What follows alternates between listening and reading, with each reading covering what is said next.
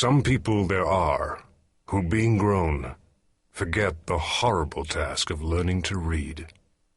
It is perhaps the greatest single effort that the human undertakes, and he must do it as a child.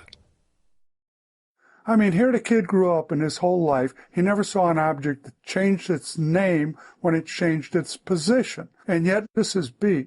Is it B now? No. Is it B now? Yes.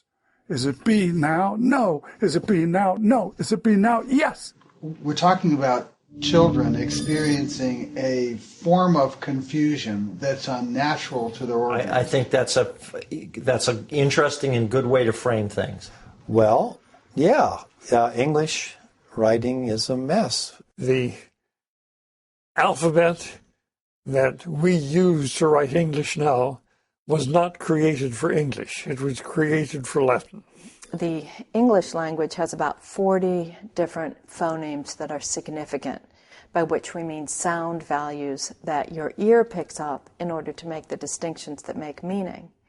Our alphabet only has 26 symbols, and so therefore we're always compromised in certain areas by having to represent sounds with symbols that weren't designed to suit those sounds. That requires doubling up letters and having other letters serving as markers to tell you what sound a particular letter is supposed to have. So we get GHs and THs and PHs that are supposed to sound like Fs. These things are, there to represent these sounds that don't have their own letters. There are all these complexities.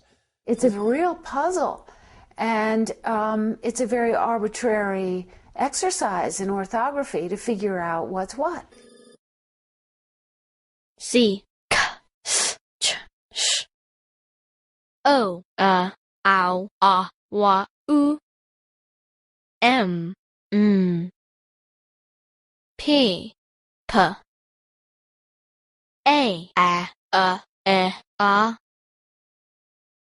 R, R, I, E, S, Sh, Z.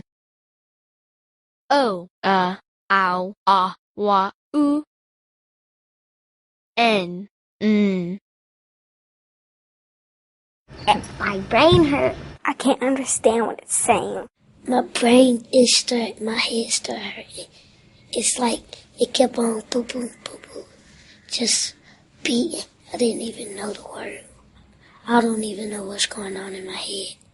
Pretty difficult, like putting some sounds to these symbols, and, knowing the difference between one and another, and knowing that some are numbers and some are letters, and that you can put them together and they form a completely different thing. I knew the letter names. It was like the sounds and the bigger words, and the words that, like, when you sound them out, they aren't pronounced the way they sound. I get confused a lot because I'll sit there and I get frustrated. It's no fun. I don't like reading. I'm sounding them out like I've been taught, but it just ain't, I don't know, it just don't work. Because, they tell you to sound out, and then, you got vowels, and some of them are silent, and it's just like, well, these two work together to make this, and it's like, huh?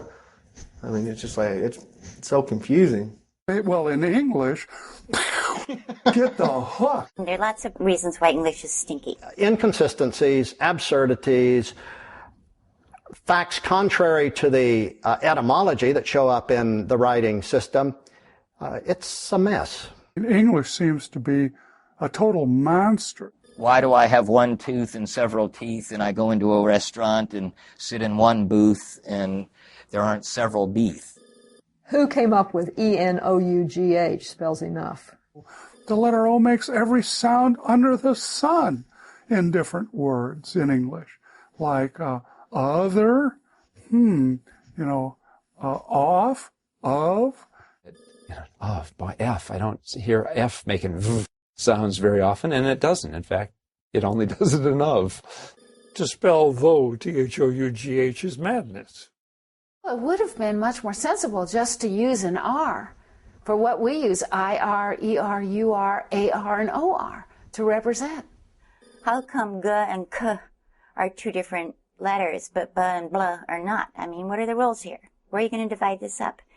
I don't know of anything that has more exceptions than reading in English. And I think that's a shame. I think it was a design error, basically, on English. I see no reason for it to be that way. Now, we learn as children, and we're, sort of brought into a cultural environment where we become habituated to those relationships, but there's nothing natural about it.